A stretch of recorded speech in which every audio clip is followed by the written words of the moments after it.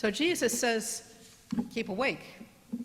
After jangling our nerves with a gospel disturbing message, the vision of end times, he finishes off by saying, therefore keep awake, for you do not know when the master of the house will come, in the evening or midnight or cockcrow or at dawn, or else he may find you asleep when he comes suddenly. What I say to you all is keep awake. And I don't know about you, but on these cold and dark days full of bad news and crazy people running the government, I have this urge just to roll over in bed and make sure the news is shut off for the time being. The thing is, Jesus is saying this is exactly the time we need to stay awake. Now, you don't often hear Jesus talking about time.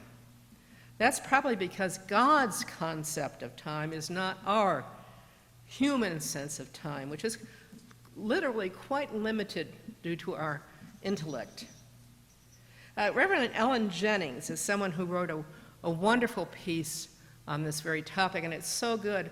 I rarely excerpt a lot of anyone else's work, but today I'm blessed to be giving you some of her ideas along with my own.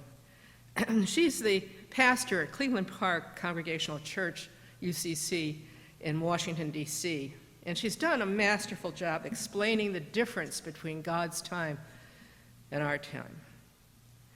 And she poses this question, and I do to you too. What if this were your last day on earth? Really? I don't mean to be depressing, but seriously, if you only had one day to live, what would you do with it? Connect with loved ones, right or wrong, pray, make a great meal, draft a manifesto. Those last 24 hours would, I suspect, be kairos time, which is the Greek for God time. Unexpected, out of ordinary time is God time, which is quite different from the usual chronos or chronological time we live in that inhabits our daily lives. Why? Because we're wearing our chronos glasses most times. We tend to see things as a linear string of events. And since most of us assume we have a number of chronological years left, our priorities line up accordingly. In other words, we relax a bit, which is not a bad thing in and of itself, but may result of us getting rather lazy about certain things which really do matter. For instance, we may not feel particularly pressed to say, I love you, to God or neighbor or spouse. We may feel less than compelled to make justice and mercy the centerpiece of our lives. And we may not even feel the need to ensure that we're doing things which bring us joy. However, when we imagine this as our last day on earth, we wake up. We wake up. Suddenly, everything and everybody seems more precious. Every second becomes more important. We want to make sure those we love know that we love them. We may even want to make reparations between us to those we don't like so much. And perhaps we want to leave some message or gesture or reaction that makes this world just a little bit better before we go. Reverend Jennings picks a particularly arresting last day of your life choice. She says, I love what the great Protestant reformer Martin Luther is purported to have said when they asked him the same question. And he said what he would do if the world was going to end. He said, I would plant a tree. Plant a tree? But why? If the world's about to end. Well, this paradox brings us straight into the heart of Advent. To start our Christian liturgical year, for Advent, which means coming, is a season of contrasts and contradictions, watching and waiting, chronos and kairos. What it is not, I feel compelled to point out, is Christmas. Of course, we'll get there. That's what we're working on here. We'll get to the Christmas carols and the gift giving and the nativity and most holy night, but not yet. She points out that when the gospel writer Mark speaks about the end times, he was writing at a time of war and oppression. Isn't it odd? We are living in a time of war and oppression. When he says the heavens will be shaken, he means we humans are always living in the end times, but paradoxically, also waiting for a new beginning. Advent is, Reverend Jennings says, both and. God is both coming and already here. Jesus is both with us and still to be born. That's what I know we need to think about in order to understand God's time. The present and the future are here right now, together. You see, in God's time, kairos, what date God has come or will come, is not specified.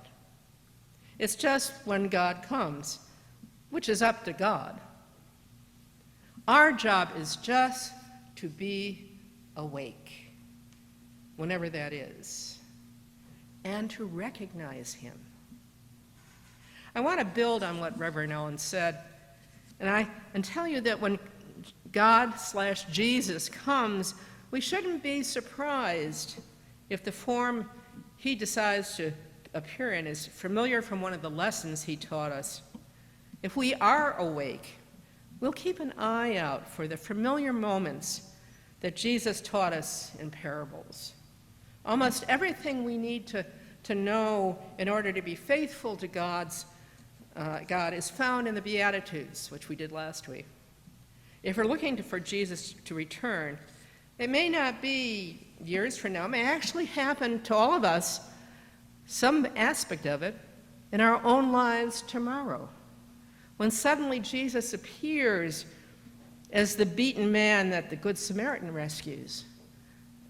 He doesn't show up as the teller of the tale, he shows up as the victim. It's our opportunity to recognize the face of God in that modern day person.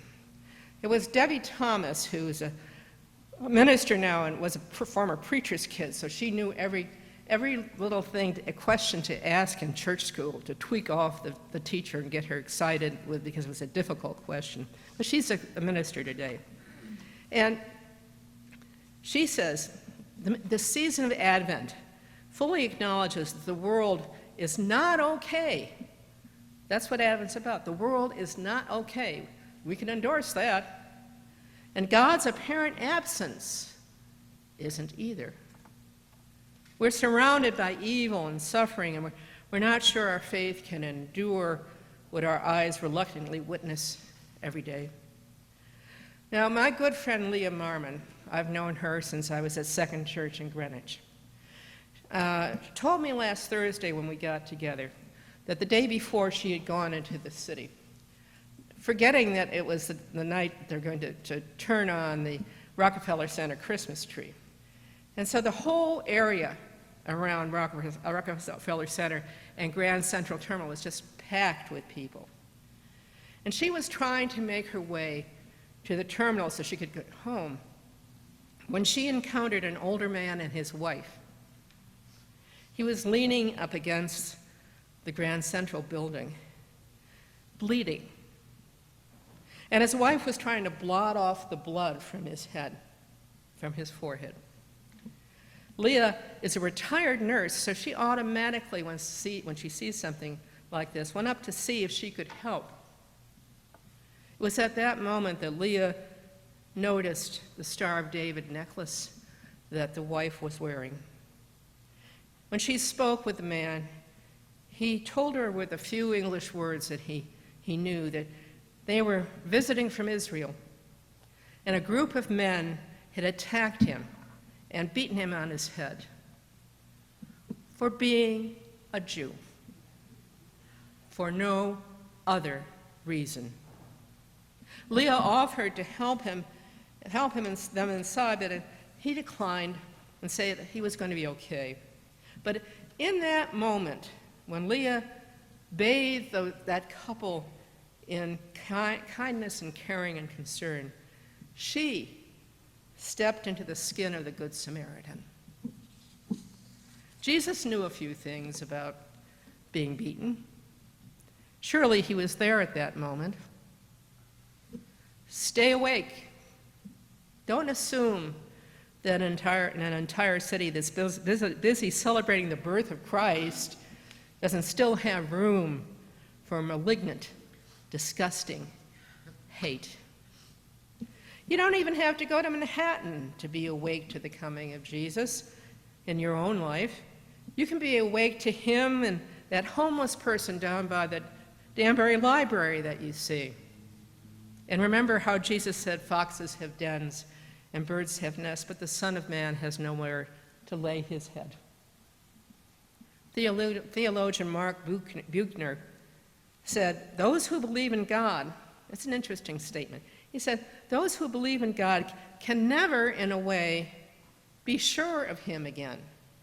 Once they have seen him in the stable, they can never be sure where he will appear, or to what lengths he will go, or what ludicrous depths of self-humiliation will he descend in his wild pursuit of mankind in love. So, on this first Sunday of Advent that embodies the virtue of hope, let me leave the last words up to Reverend Jennings. We simply have no idea when or why or how or where or in whom God will show up. Will it be at the grocery store, in rush hour traffic, at the bank, on the corner in your family, next to you in the pew? What color will the person be? Or age? Or gender? Or religion? Or size? If God makes a habit of showing up in the unexpected, then who knows?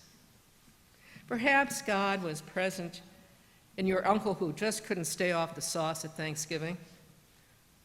Perhaps God will show up or has already shown up in the person who least represents Jesus to us, depending on our own biases and worldview. Perhaps God is in us all. Who are we to know? Our job is simply, and with great difficulty, to stay awake. Amen.